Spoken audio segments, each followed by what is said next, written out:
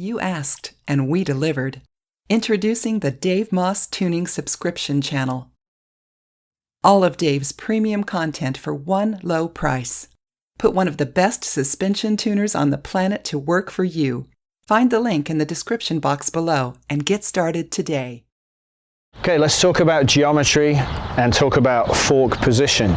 Every bike comes from the manufacturer with the fork set a certain way in terms of height.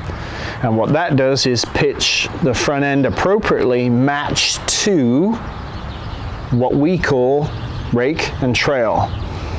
That's a bit complicated for what we're going to go into, but the bottom line is this. When the bike comes from the manufacturer, that fork is set in a position. Well, who's it set for? Nobody can answer that question.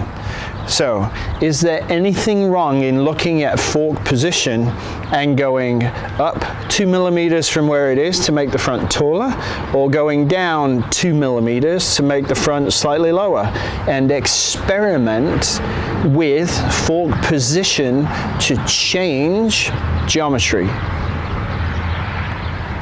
You may find that the bike works massively better for you, and trust me, because it's your bike, this level of experimentation is really important for you to get to, irrespective of tires and circumference, which is covered elsewhere.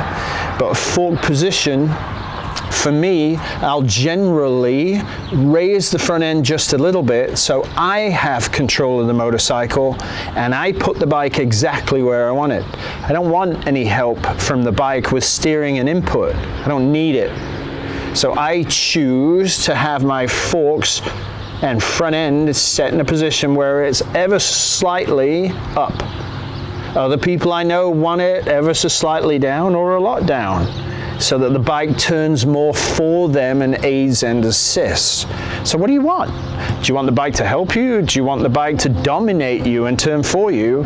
Or do you want to go the other way around? You will do as you're told and you put the fork position where it goes as you place it.